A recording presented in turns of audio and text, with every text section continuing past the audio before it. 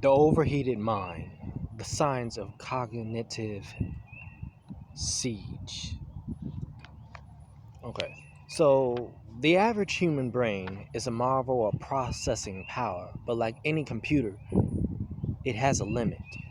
When a suspect sits across from me, they aren't just bringing their alibi, they are bringing a script, a narrative they rehearse 1,000 times. Most investigators try to break that script with shouting or threats. That's an amateur's move. Again, that's an amateur's move. I don't break the script. I simply increase the cognitive load until the processor melts. Today, I'm going to show you the internal siege. I'm going to show you how to make a liar's brain out overheat using nothing but the laws of psychology. Welcome back, fans, to the audit. The reverse order, the trap, breaking the linear line, the lie. In late 2025, researchers at the Global Censuses in Education confirmed what lead investigators have known for years. Truth is a direct path. Deception is an illiterate construction. When you tell the truth, you are accessing a memory. Again, when you tell the truth, you are accessing memory. When you lie, you are building a narrative. This requires massive mental energy. So I apply the first siege tactic.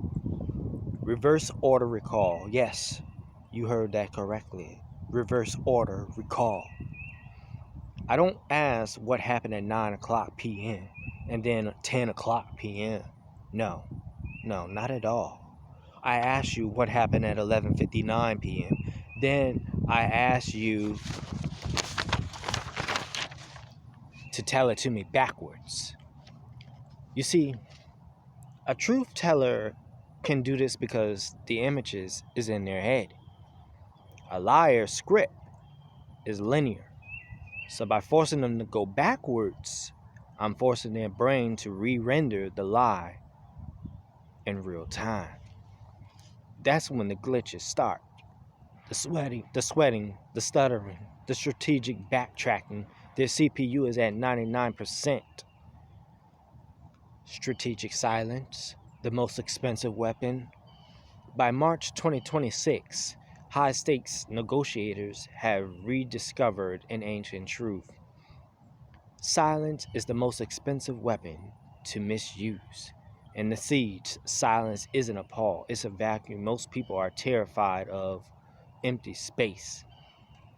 A liar will try to fill that vacuum with a varnish, unnecessary details to make themselves sound more believable. This is the unanticipated question phase. While their brain is busy trying to fill the silence, I ask them something completely unrelated to the crime.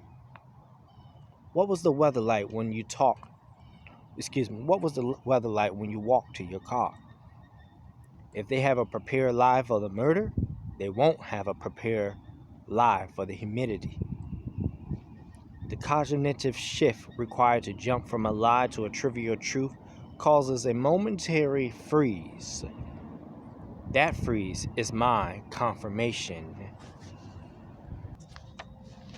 The audit, the acoustic linguistic marker. We now are acoustic linguistic markers to index cognitive load. By 2026, we know that when a brain is overheating, the vocal cords tighten, the pitch rises, the latent response time, the gap between my question and your answer grows by milliseconds.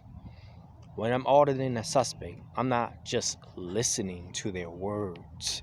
Oh no, not at all. I'm auditing their processing latency. I asked the 13th question.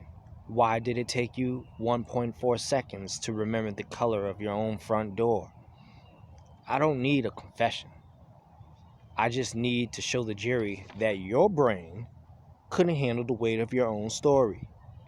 Logic doesn't require effort. Deception requires a power grid. The paranoia call. A liar's mind is a fortress with a failing generator. If you want to see how this internal siege can break even the most sophisticated political operative, my Tudor saga, The Anatomy of Paranoia, takes you inside the head of a master manipulator whose processor finally hits zero. Subscribe to the Bureau.